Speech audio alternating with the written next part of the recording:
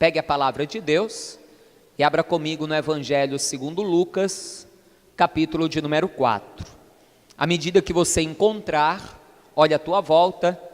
Se você perceber alguém sem a palavra de Deus, ou alguém com dificuldade para encontrar na palavra de Deus o texto que nós vamos ler, aproxime-se essa pessoa, ajude-a a encontrar no nome do Senhor Jesus. Evangelho segundo Lucas, capítulo de número 4. Se a pessoa estiver sem a palavra de Deus, divida a leitura na tua Bíblia, ainda que você não a conheça, aproveite, já pergunte o nome dela, já se apresente também, já faça amizade, né? Em nome de Jesus.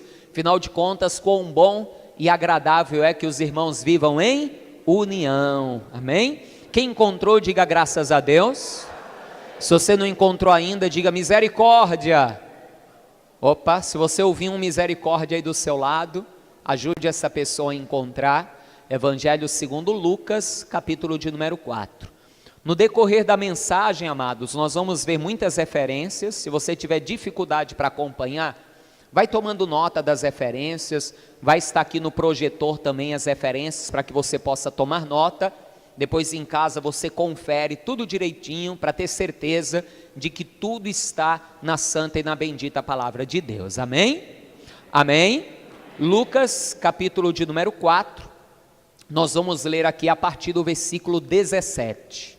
Lucas, capítulo 4, a partir do versículo 17, diz assim a palavra do Senhor: E foi-lhe dado o livro do profeta Isaías, e quando abriu o livro, achou o lugar em que estava escrito: O Espírito do Senhor é sobre mim, pois que me ungiu para evangelizar os pobres, enviou-me a curar os quebrantados de coração, a pregoar liberdade aos cativos, dar vista aos cegos, pôr em liberdade os oprimidos e anunciar o ano aceitável do Senhor. Amém?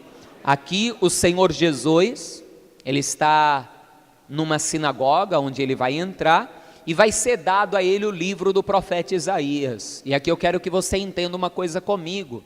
Não foi um livro como hoje você tem a Bíblia na tua mão.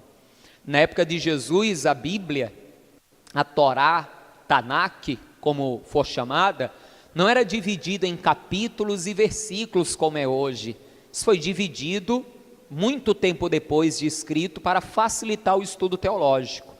Jesus recebeu na mão um rolo e ele abriu o rolo e diz aqui a palavra que ele encontrou o lugar onde estava escrito. Jesus não leu um texto aleatório, né? Jesus não fez como muitas vezes a pessoa faz, que fecha a Bíblia, aí Senhor fala comigo, aí abre a Bíblia e faz assim, né? Aí vê lá o versículo que deu, é ou não é? É, eu sei. Jesus não fez isso. Jesus sabia muito bem aquilo que ele queria ler. Por quê? Porque ele queria mostrar o propósito pelo qual ele havia sido ungido pelo Espírito Santo de Deus.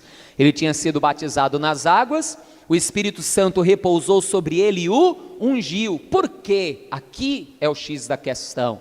Porque entenda, o Espírito Santo, quando unge uma pessoa, não unge à toa.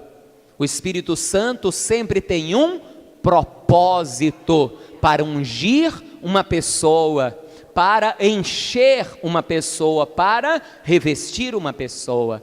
Desde propósitos ministeriais, como os propósitos mais clássicos da palavra, como por exemplo, a palavra de Deus diz que o Espírito Santo é o selo da nossa redenção, é o selo. O que é um selo? Na época que foi escrito, eram os selos que os reis colocavam, normalmente era derramado a cera, e o rei com um anel, ele selava um documento, para mostrar que aquele documento tinha o seu selo, a sua autoridade, entenda? Porque o Espírito Santo sela um homem, sela uma mulher, para que todos saibam que esse homem, esta mulher tem a autoridade de Deus na sua vida. A pessoa é selada pelo Espírito Santo, esse é um dos motivos. Um documento também era selado por um rei, com esse selo, para ele não ser tocado, violado.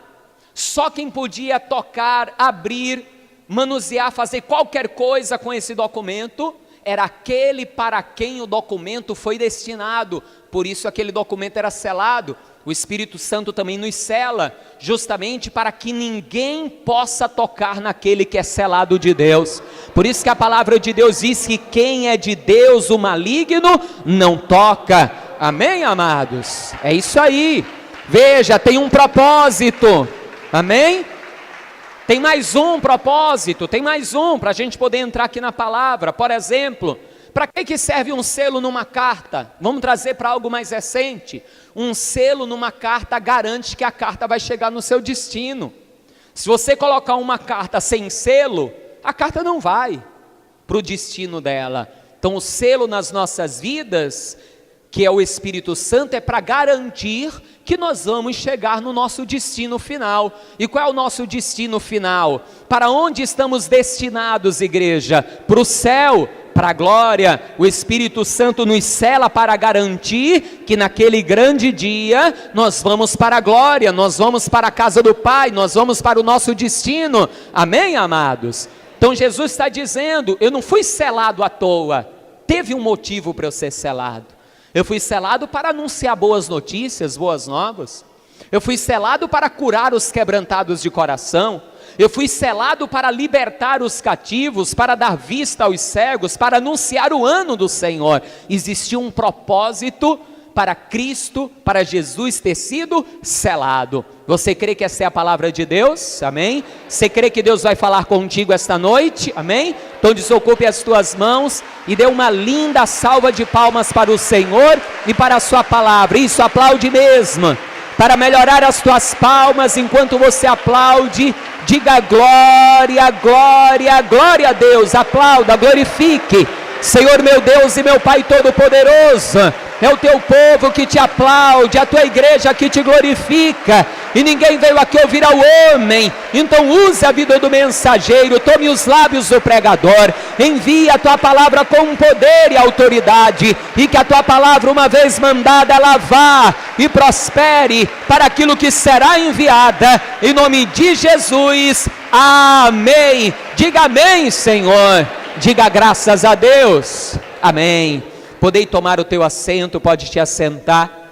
Jesus, desde o princípio, ele veio a esta terra com um propósito. Ele não veio à toa. E entenda uma coisa, Jesus não veio porque ele precisava vir. Jesus não veio porque Deus precisava.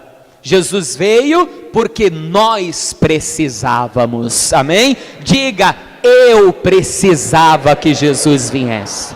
Essa é a verdade. Ele veio com esse propósito, porque nós precisávamos. E ele veio desde antes da fundação do mundo, já estava determinado isso. Deus, que é onisciente, é presciente, não só conhece tudo o que aconteceu, tudo o que está acontecendo, mas também tudo o que acontecerá. Sabia de tudo o que aconteceria com o homem e que haveria essa necessidade, por causa do homem, de Jesus vir a esta terra.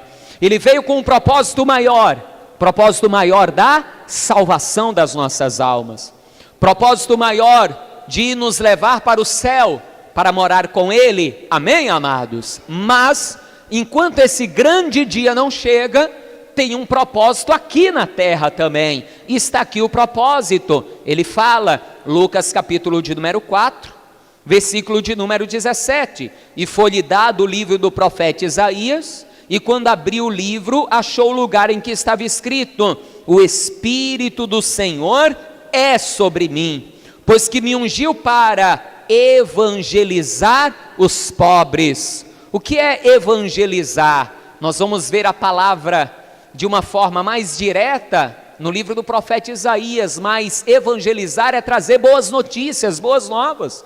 O povo estava oprimido, estava debaixo do jugo de Roma, do jugo do pecado. O povo estava cheio, não aguentava mais receber más notícias. Essa é a verdade. E eu te pergunto, como é que está o mundo hoje? É só má notícia, é verdade ou não é?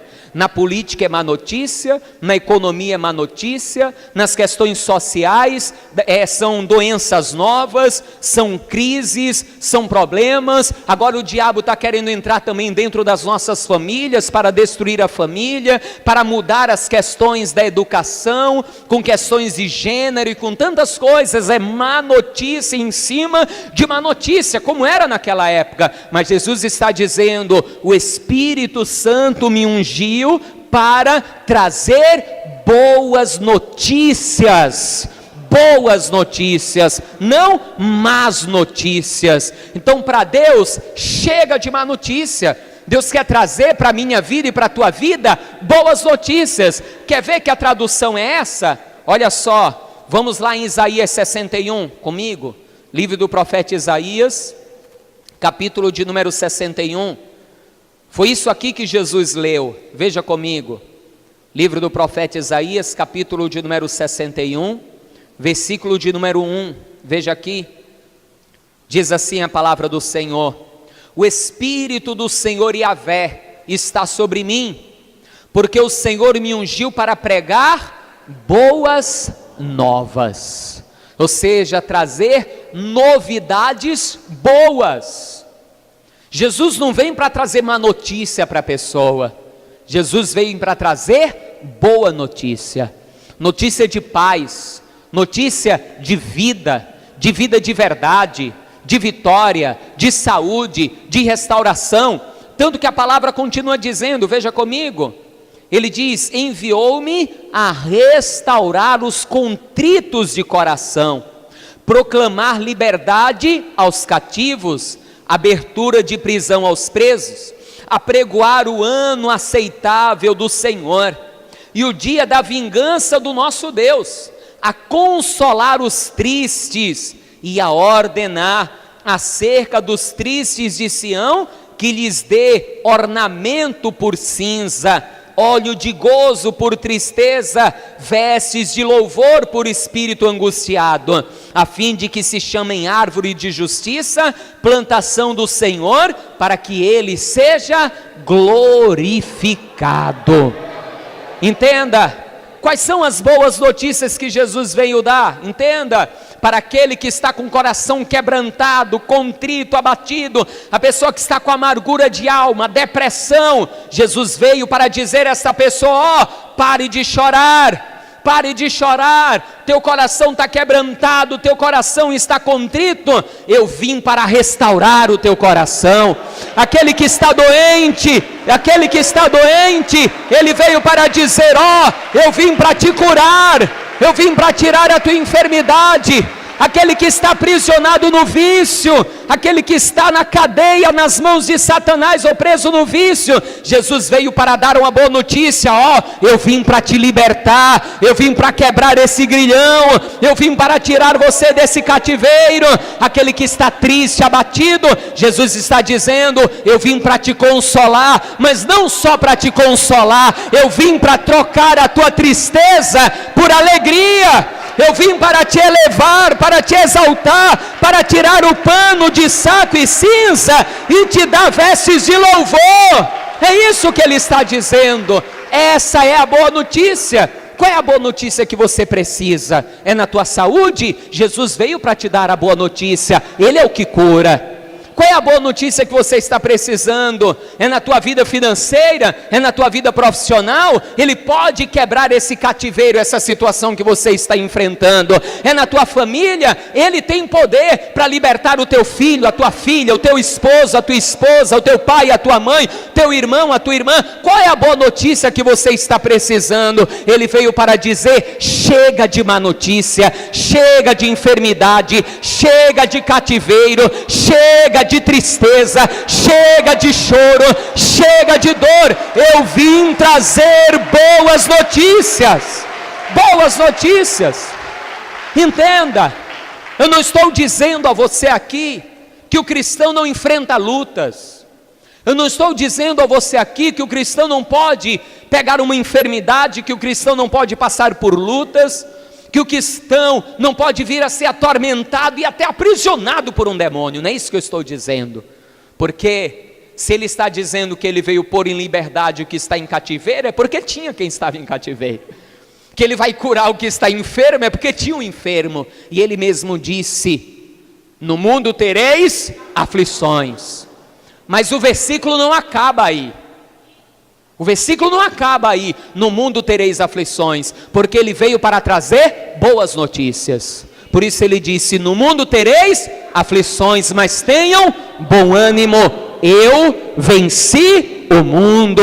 Ou seja, você vai enfrentar lutas, pode ser que enfrente, mas a tua luta ele pode vencer. E eu digo mais, ele já venceu. Só você que vai tomar posse da vitória ainda, mas ele já venceu o mundo, ele já venceu a morte, ele já venceu as enfermidades, ele já venceu o inferno, ele já venceu Satanás, ele já venceu tudo, ele já venceu, ele já triunfou e está glorificado na glória, está à destra do Pai, e na destra do Pai intercede por mim e por você. Porque ele veio para trazer boas notícias. Está aqui, ó. Como é que ele quer que eu e você seja conhecido? Final do versículo 3. A fim de que se chamem árvores de justiça, plantação do Senhor, para que ele seja glorificado. Quando é que o Senhor vai ser glorificado? Se você continuar enfermo ou quando você for curado da tua enfermidade? Eu não estou dizendo se, eu estou dizendo quando. Amém? Quando é que Deus vai ser glorificado? Enquanto você continua na dívida, desempregado, ou quando você estiver com um bom emprego e com tua vida restaurada? Quando é que Deus vai ser glorificado? Enquanto teu filho, tua filha estiver nas drogas, na prostituição, ou quando eles estiverem na casa do Senhor buscando a Deus e glorificando o nome do Senhor? Quando é que Deus vai ser glorificado? Enquanto teu esposo, tua esposa está na situação que está, ou quando se converterem, teu casamento for restaurado, tua vida for restaurada? Entenda, passamos por lutas, passamos por desertos, passamos por situações difíceis, mas ele veio para mudar as situações, ele veio para transformar as situações. Só que aqui tem um detalhe importante, porque essa profecia ela foi feita 700 anos antes de Jesus nascer. E quando Jesus leu aquele texto lá de Lucas capítulo de número 4, eu quero ler mais um detalhe aqui para você, Lucas 4, versículo de número 21, Jesus vai dizer assim, olha só: então começou a dizer-lhes: hoje se cumpriu esta escritura em vossos ouvidos. Foi profetizado há cerca de 2.700 anos atrás, 700 anos antes do nascimento de Jesus, e cerca de quase 2.000 anos atrás, cerca aí de 1970 anos aí mais ou menos atrás, Jesus está dizendo: essa escritura se cumpriu hoje. Ou seja, já tem quase 2.000 anos que ele está cumprindo esse propósito na vida de todo aquele que crê.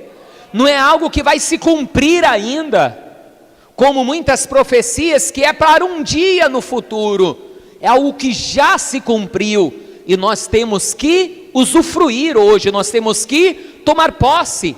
É por isso que numa profecia dita mais ou menos na mesma época, pelo mesmo profeta, o homem de Deus Isaías, que é o profeta mais messiânico, o profeta que mais fala do Messias, mais fala de Cristo, em Isaías capítulo de número 53, o profeta Isaías faz uma observação, veja comigo, Isaías 53, versículo de número 1, parte A do versículo, olha como ele começa, ele diz assim: quem deu crédito a nossa pregação?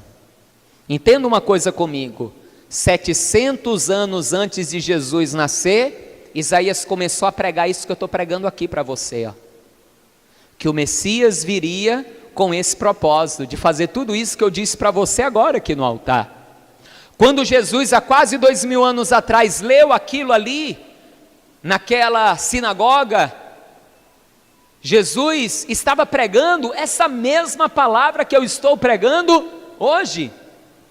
E já tem quase 2000 anos que esta palavra é pregada. Mas o profeta pergunta: quem deu crédito à nossa pregação? Porque tem que crer. Porque sem fé é impossível agradar a Deus. E quando a pessoa crê, olha a outra pergunta que o profeta faz. Ele diz: e a quem se manifestou o braço do Senhor? Enquanto a pessoa não crê, o braço de Deus não se manifesta. Mas quando a pessoa crê, o braço de Deus se manifesta. E o braço de Deus se manifesta para quê? Para restaurar o contrito de coração, para dar vista ao cego, para acabar com a tristeza e dar alegria, para libertar, para quebrar as cadeias, para cumprir o propósito para o qual Jesus veio. E ele continua aqui no profeta Isaías, veja, versículo 2: porque foi subindo como renovo perante ele e como raiz de uma terra seca, não tinha parecer nem formosura, e olhando nós para ele, nenhuma beleza víamos para que o desejássemos. Aquele Jesus que pintam, loiro de olhos azuis, tem nada a ver com Jesus, nada. É só você procurar no Google imagem de hebreus, judeus lá de Israel. Você vai ver que eles têm a pele amarelada para um bronzeado claro, cabelo meio crespo, barba crespa, cabelo enrolado. Dificilmente vai ser loiro, muito dificilmente, tem nada a ver. Jesus era um homem que você olhava para Jesus, era como se fosse mais um judeu. Entenda uma coisa: Jesus foi gerado pelo Espírito Santo no ventre de Maria, mas o DNA de Jesus era o DNA de quem? De Maria, que era uma mulher hebreia, descendente de Davi. Então acabou, Jesus tinha aparência física de qualquer outro homem daquela época. Não era um homem que se destacava em beleza, em formosura, como por exemplo a Bíblia fala de Saul. A Bíblia fala que Saul do ombro para cima se destacava entre todos os homens, tanto em altura como em beleza, em formosura. Jesus era o contrário disso. Enquanto as pessoas olhavam para Saul e eram atraídas pela sua fisionomia, Jesus era o contrário. Era uma pessoa comum, mais um, porque o que atraía as pessoas a Jesus não era o seu corpo, não era a sua formosura, não era a sua beleza, mas era a virtude do Espírito Santo que estava nele, era a autoridade com a qual ele pregava, eram os milagres que ele realizava. As próprias pessoas diziam: nós nunca vimos alguém pregar com essa autoridade. Quem é esse homem que fala com essa autoridade? Não é isso que a Bíblia diz? Era isso que atraía. E quando ele passou pelo sofrimento, pior ainda, versículo 3, era desprezado, o mais indigno entre os homens, homem de dores, experimentado nos trabalhos, e como um de quem os homens escondiam o rosto, era desprezado e não fizemos dele caso algum. Verdadeiramente ele tomou sobre si as nossas enfermidades. Olha só o detalhe: verdadeiramente ele tomou sobre si as nossas enfermidades e as nossas dores levou sobre si, e nós o reputamos por aflito, ferido de Deus e oprimido. Mas ele foi ferido pelas nossas transgressões e moído pelas nossas iniquidades. O castigo que nos traz a paz estava sobre ele, e pelas suas pisaduras nós fomos sarados. Amém, amados? Aqui ó, propósito de Jesus: pelas suas pisaduras fomos sarados. Verdadeiramente ele levou as enfermidades, ele tomou as dores, verdadeiramente. Agora entenda, o que quer dizer isso aqui? O castigo que nos traz a paz estava sobre ele, que é um detalhe muito importante, porque existia um juízo, eu posso dizer assim: a alma que pecar, essa morrerá. Se o homem não tivesse pecado, não teriam enfermidades, não haveriam dores, não haveriam maldições, não existiria nada disso. Tudo isso entrou no mundo por causa do pecado, por causa do pecado. E o homem não conseguia viver em paz plena com Deus. E por quê? Por causa do pecado. Lembra de Adão e Eva, lá no Éden, quando pecaram, se esconderam de Deus com vergonha, porque haviam pecado. E não é assim?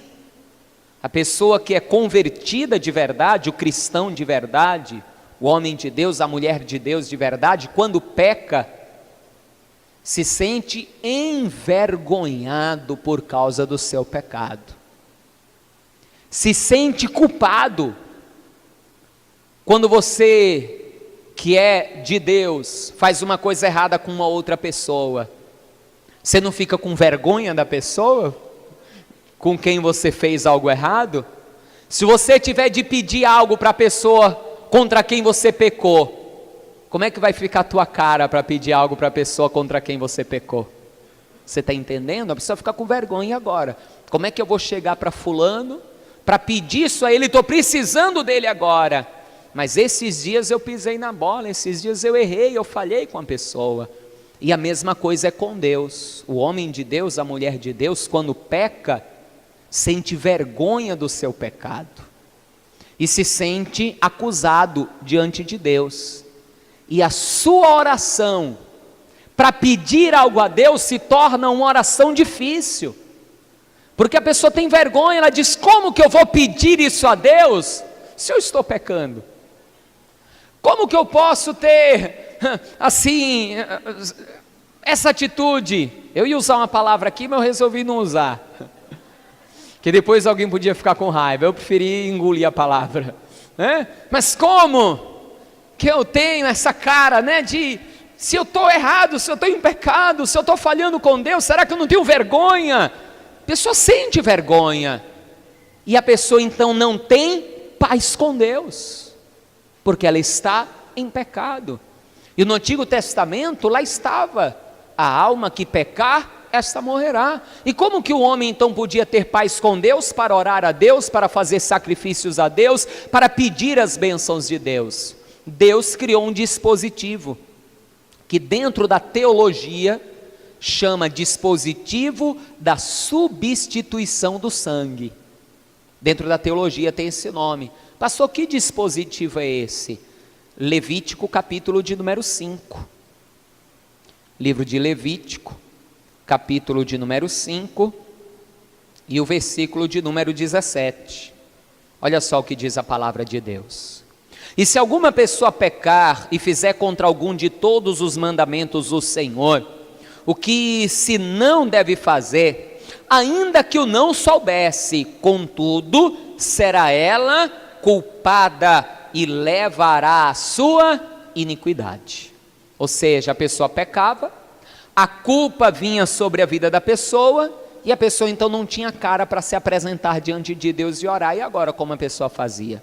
A pessoa ficava igual Adão e Eva, se escondendo de Deus. Mas é isso que Deus quer, igreja? A pessoa se escondendo dele? Não. Deus criou o homem para ter com o homem um relacionamento íntimo, e não um relacionamento distante, mas um relacionamento íntimo. Tanto que Ele é Senhor, mas quer nos tratar como filhos. Você está entendendo? Ele é Senhor, podia nos tratar de longe, como servos, como escravos, mas Ele quer nos tratar como filhos. Jesus é Senhor, mas quer nos chamar de amigos.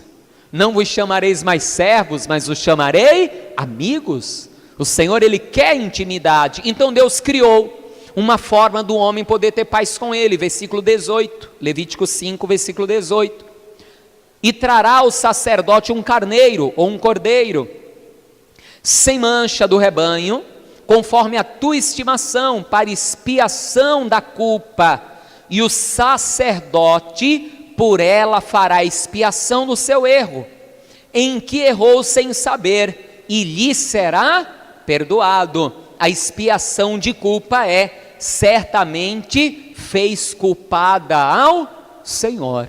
Ou seja, o que acontecia? O homem pecou, ele não estava em paz com Deus, ele ia até o sacerdote, ele contava o seu pecado para o sacerdote, O sacerdote então, de acordo com o pecado, o sacerdote dizia: você vai trazer um cordeiro do valor de tantos ciclos de prata.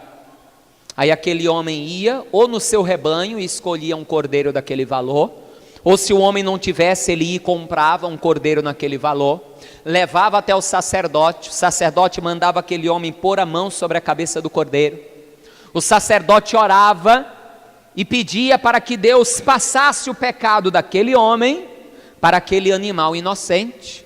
O animal era degolado, porque o pecado gera morte, o animal era degolado, o sangue do bichinho era espargido no pecador e no altar, e o homem então voltava para casa em paz, sabendo que o seu pecado foi expiado e que ele havia sido então perdoado por Deus. O inocente morria pelo pecador.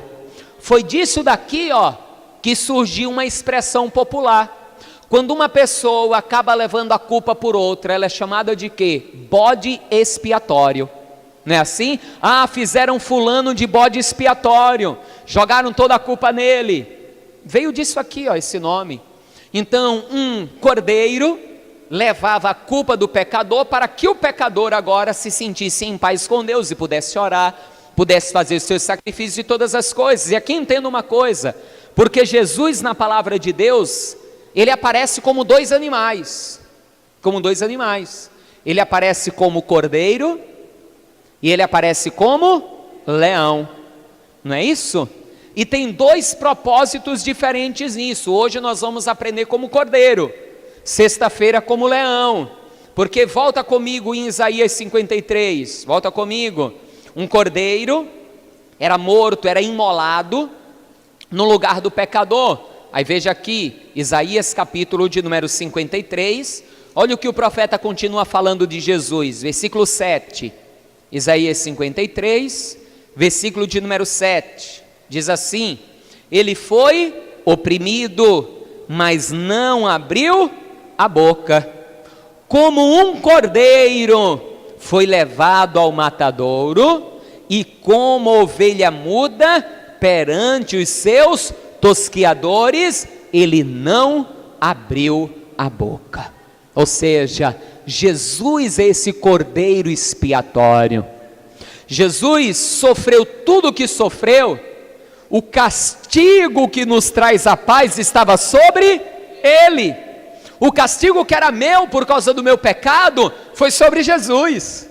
O castigo que era seu por causa do seu pecado foi sobre Jesus. Então, só através de Jesus Cristo o homem pode ter paz com Deus. Não tem como o homem ter paz para entrar na presença de Deus se não for através de Jesus Cristo, porque o sangue que tinha que ser derramado era o meu, o sangue que tinha que ser derramado era o teu. Pecado gera morte, mas o sangue que foi derramado foi o de Jesus. Quando ele estava diante de Pilatos, Pilatos disse a ele: você não vai falar nada, você não vai se defender, você não sabe que eu tenho poder para te matar ou para te deixar vivo? Foi que Jesus disse: você só tem esse poder porque do alto te foi dado. Jesus ali estava como cordeiro. Ai de Pilatos se Jesus estivesse ali como leão. Ai de Pilatos se ele estivesse como leão. Ele vai vir ainda como leão, porque ele é o leão da tribo de Judá. Amém? Ele vai vir ainda. Nós vamos falar sobre isso sexta-feira. Entenda uma coisa: o diabo, diz a palavra, brama como um leão, mas ele não é leão. Ele quer ser leão, mas ele não é leão. Mas Jesus é o leão da tribo de Judá. Amém? Mas Jesus, por enquanto, ele está como cordeiro. O sacrifício dele para purificar o homem do seu pecado. Quer ver uma coisa? Evangelho de João, capítulo de número 1. O primo de Jesus, João Batista, que tinha apenas 6 meses de diferença na idade, estava batizando ali no Jordão, e ele viu Jesus de longe. Ele não disse: ó, lá vem Jesus, meu primo, né? Eles eram primos, João e Jesus. Ó, lá vem Jesus, o filho de Maria, meu primo. Não foi isso que João falou. Olha o que João falou. João capítulo de número 1, versículo 27. No dia seguinte, versículo 29, perdão, João 1, 29. No dia seguinte, João viu a Jesus que vinha para ele e disse: eis o Cordeiro de Deus que tira o pecado do mundo. Acabou. João olhou para Jesus e não viu o homem Jesus. Ele viu o Cordeiro Jesus Cristo, porque ele já veio com uma profecia do próprio Isaías. Ele veio preparar caminho para o Senhor. E aqui eu quero que você entenda que você tem que tomar uma decisão muito importante. Entenda. Jesus, ele já morreu. Ele já levou sobre si os pecados e as iniquidades. Deus, ele chega a dizer assim, ó: dos teus pecados eu não me lembrarei mais, e as tuas iniquidades eu perdoarei. Só que tem muita gente que já foi perdoada por Deus, mas ainda não se perdoou. Está assim, ó, de cristão, de homem de Deus e mulher de Deus, que já foram perdoados por Deus, mas ainda não se perdoaram. São mulheres que no tempo do engano, do erro, por falta de sabedoria, abortaram, e até hoje não se perdoam por causa disso, e esquecem que no momento que ela pediu perdão a Deus, Deus nem lembra mais que ela fez isso, e ela ainda fica se condenando, fica ouvindo o diabo, que fica condenando e fica dando ouvido ao diabo, esquece que Deus nem lembra mais. São homens e mulheres que cometeram erros na sua vida, tomaram decisões erradas, e os seus erros, as suas decisões erradas, até prejudicaram pessoas, mas você se arrependeu, do que você fez, você pediu perdão a Deus. Meu querido, minha querida, entenda, Deus já te perdoou. Jesus morreu na cruz do Calvário, o sangue dele te purifica de todo o pecado. Deus não lembra mais desse teu erro. Não fique se condenando, não fique se cobrando por este erro. Deus não lembra mais. Você tem que tomar uma decisão. Enquanto você não deixar o passado para trás e viver o presente com olho no futuro, você não vai viver uma nova vida. Vira a página desta história, vira a página desse livro, vira a página, olha para frente. O Senhor já te perdoou. O Senhor só traz ainda na memória dele se você não se arrependeu. Se você não se arrependeu, se você não está nem aí por aquilo que você fez, aí é diferente. Mas se você se arrependeu, para de dar ouvidos ao diabo que está te acusando. Lá em Apocalipse fala que ele é aquele que acusa os servos de Deus de dia e de noite. Já basta o diabo para te acusar, para você ainda ficar se acusando, para você ainda ficar trazendo o peso de coisas do teu passado sobre a tua vida. Até quando você vai deixar de ser feliz por causa disso? Jesus quer restaurar esse teu coração contrito, quebrado. Ele quer te curar, Ele quer te libertar, Ele quer te dar vida, vida de verdade, vida e vida com abundância. Lança isso fora, porque no momento que você lançar essa condenação fora, diz a palavra, eu vou te mostrar isso, você vai ter segurança para entrar na presença de Deus, sabendo que a tua oração está sendo ouvida, que a tua oração está sendo recebida, e que tudo que você pedir a Deus, Ele vai te conceder. Porque se o meu coração me condena, se o teu coração te condena, maior é Deus do que o teu coração, maior é Deus do que o diabo que te condena, maior é Deus do que o pecado que você cometeu, e Ele já lançou tudo no mar do esquecimento. Veja comigo para a gente encerrar, Epístola de João, primeira carta de João, lá no finalzinho, pertinho de Apocalipse, Epístola de João, capítulo de número 3, primeira Epístola de João, capítulo de número 3, versículo de número 18, veja aqui comigo, já vamos encerrar, eu quero orar por você.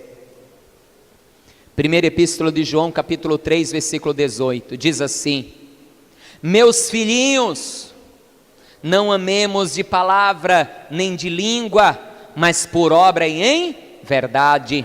E nisso conhecemos que somos da verdade, e diante dele asseguramos o nosso coração, sabendo que se o nosso coração nos condena, maior é Deus do que o nosso coração, e conhece todas as coisas. Amados, se o nosso coração nos não condena, temos confiança para com Deus, e qualquer coisa que lhe pedirmos, dele receberemos, porque guardamos os seus mandamentos e fazemos o que lhe é agradável à vista.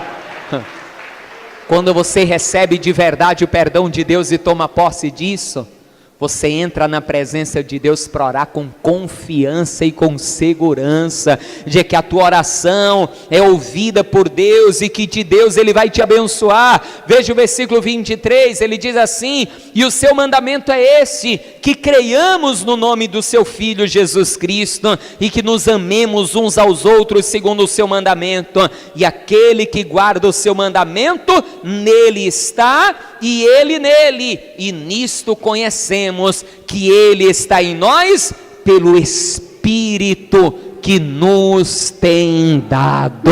O Espírito Deus deu a você, para que você saiba: Deus está em mim, Ele faz morada em mim, Ele me perdoou, me lavou, me justificou, me remiu. Glória a Deus, vou viver a vontade dEle. Amém, amados? E tome posse de tudo que Ele já conquistou. Fique de pé no seu lugar, por gentileza. Fique de pé. Eu quero orar por você. Sexta-feira nós vamos falar sobre o leão. Nós vamos falar sobre o leão. Mas eu quero fazer um convite. Um convite. Vai ser dividido em 3 tópicos, mas eu quero fazer um convite só. Para que eu tenha o perdão, eu tenho que estar debaixo do sacrifício de Jesus. Não tem outro jeito. Enquanto o sangue de Jesus não me lavar, não me purificar, o pecado gera a morte. E a alma que pecar, essa morrerá. Você precisa que alguém morra no seu lugar. E Jesus já morreu no seu lugar. Basta você tomar posse disso para a tua vida. Por isso, se você não entregou tua vida a Jesus ainda, entregue hoje. Se você um dia entregou tua vida a Jesus, mas hoje está afastado, está afastada dos caminhos do Senhor, Jesus disse: o que perseverar até o fim será salvo. Você precisa se reconciliar com Deus. Então, primeiro, você que ainda não entregou a vida a Jesus. Segundo, você que está afastado, afastada. E terceiro, você que se culpa, que traz sobre a tua vida culpas, condenações, você não consegue se livrar. E você sabe que esse sentimento tem prejudicado a tua vida, que esse sentimento tem te impedido de conquistar aquilo que Deus gerou para a tua vida. São coisas que você fez no passado e que você não consegue se perdoar. Deus já te perdoou. Se você se arrependeu, Deus já te perdoou. Agora você precisa se perdoar. Você precisa se perdoar. Você precisa lançar fora esse trauma, essa situação que ficou marcada do teu passado e que até hoje atormenta a tua vida, para que você possa ter um futuro abençoado. Por isso, se você não entregou a vida a Jesus ainda, se você está afastado ou afastada, e você que tem culpas, e você quer tirar esse fardo pesado das tuas costas, Jesus disse: vinde a mim, todos vós que estáis cansados e sobrecarregados, eu vos aliviarei. Pastor, eu quero entregar minha vida a Jesus. Pastor, eu quero me reconciliar com Jesus. Pastor, eu quero ficar livre deste fardo pesado. Eu quero ter confiança diante de Deus e sentir a paz, o perdão que eu tanto preciso. Saia do seu lugar e venha aqui à frente que eu quero orar por você em nome de Jesus. Saia do seu lugar, não tenha vergonha. Isso. Saia do seu lugar, vem aqui na frente. Eu quero orar com você. Isso. Saia do seu lugar. Venha.